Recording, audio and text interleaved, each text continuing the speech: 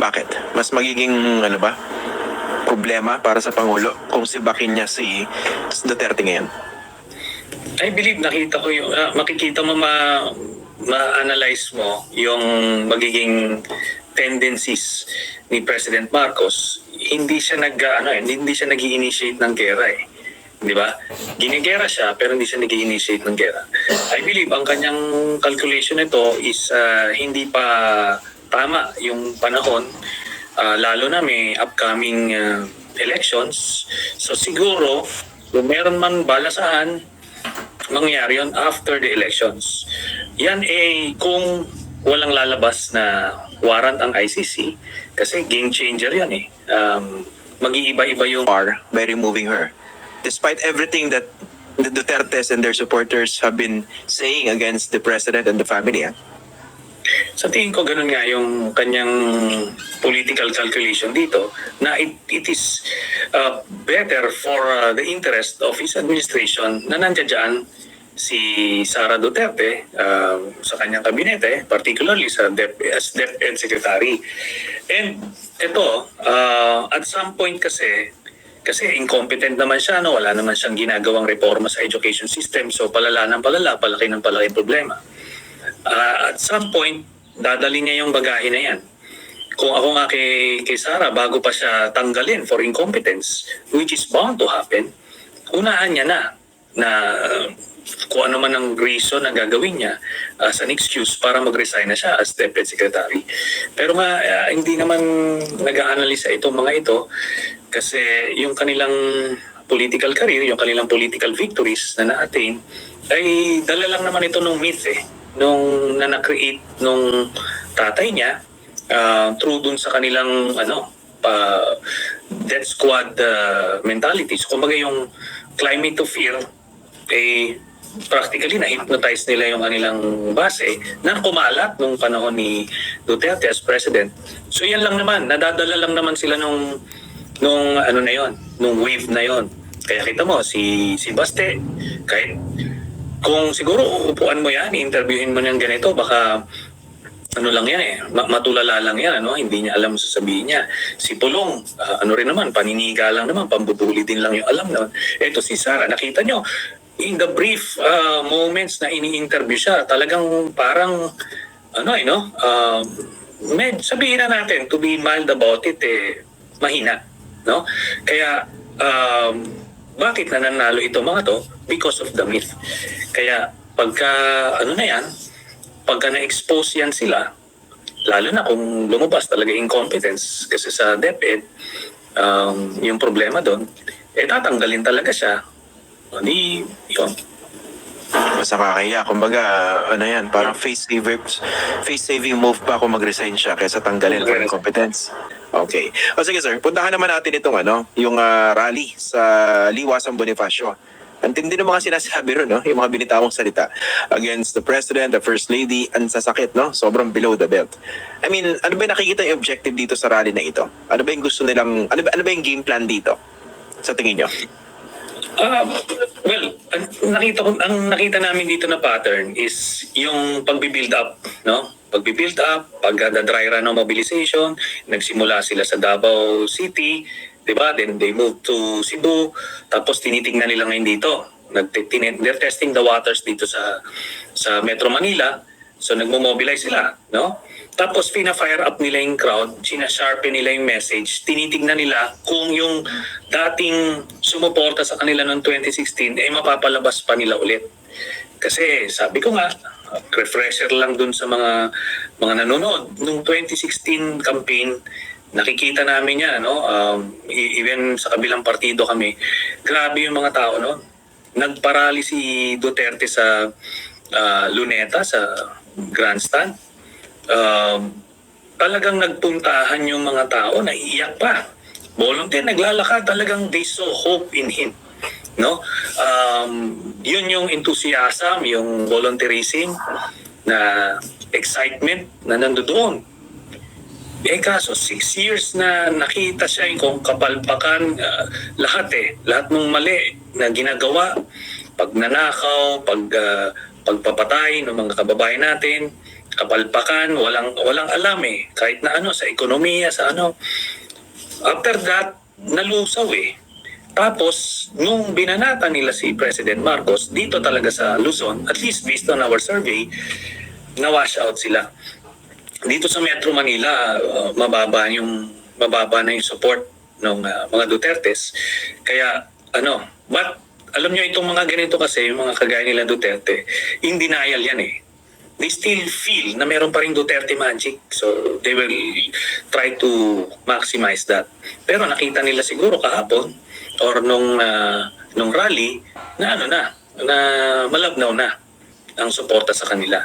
But they will have to keep on trying kasi meron kung ang plano nila patalsikin nila si President Marcos, di at every turn kailangan nilang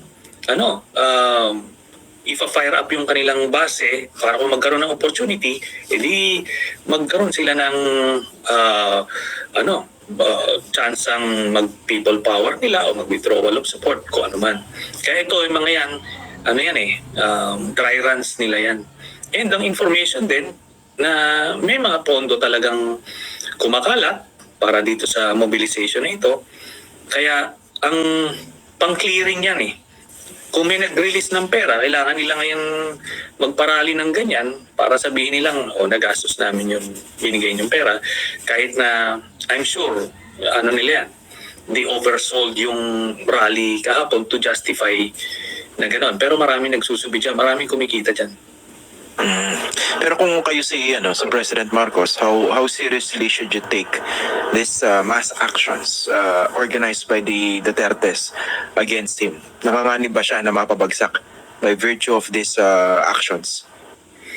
Ang magandang attitude sa mga ganyan, having dun sa having experienced yung mga ganyang pagkilos, yung position dapat nung nasa administrasyon is kailangan lahat ng impormasyon, lahat ng mga ganyan ay siseryosohin. They will have to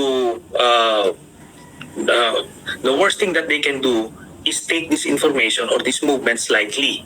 Kailangan sila vigilant, and monitor nila lahat yan, ano yung sinabi, saan galing, sino nag-mobilize, yung pera, sino nag-release, kumbaga, tapos ano yung bigger plan, rally lang ba yan, pati yung mga speakers, kumbaga makikita nila yan mapaprocess nila yung buong communication plan.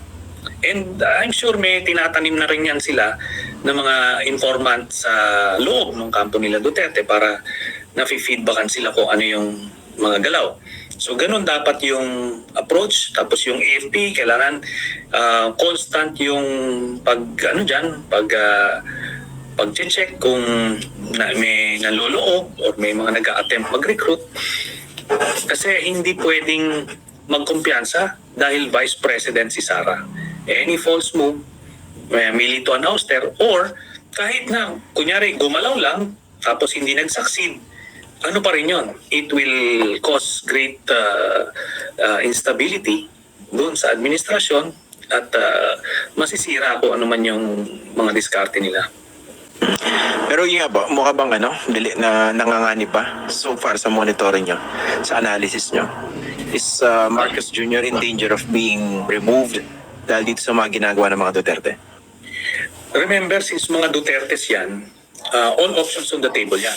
Meaning, walang moral barriers or obstacles to stop them from achieving their goal of installing Sara Duterte as president, Pwede. So what do I mean by that? Meaning all options, whether impeachment man yan, withdrawal of support, people power, assassination even, kumbaga lahat ng pwedeng gagawin ng mga Dutertes.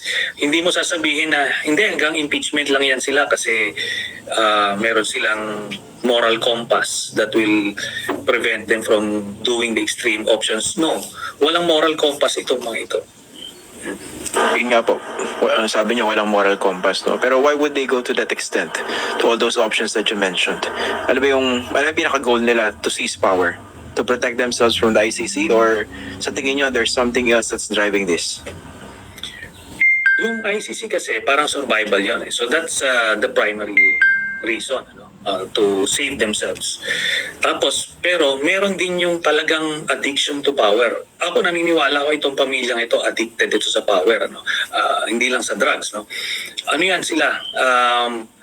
They grew up in an environment na talagang sila yung in total control of everything. Lahat ng gusto nila binibigay, lahat ng kailangan nila basta nangyayari, no, ay binibigay din sa kanila. Kaya yan yung kinasanayan nila.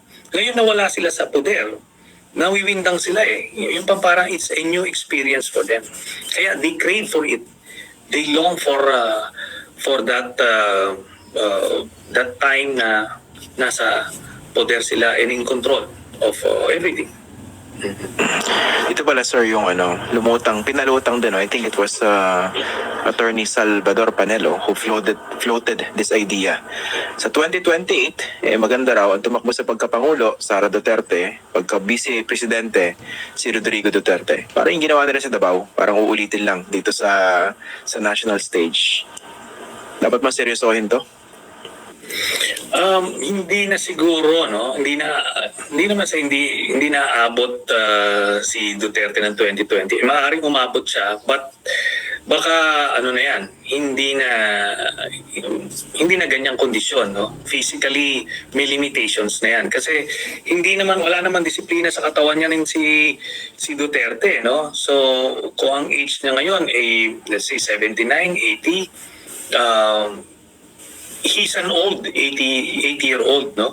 Hindi yan yung mga kagaya nila Enrile, for example, na kumakain ng saluyot at hindi pala gimmick, hindi umabot na 100. Ito hindi walang disiplina to sa katawan. Ang information niya nocturnal ito, so mahilig to magpuyat, ganyan. Kaya yung katawan niya may breakdown sooner than he wants. Kaya in 2028 na ganyan na fino-float nila, na lang yan, pinipiga na lang yung whatever political juice they may be able to extract from Digong Duterte, but I don't think that is feasible.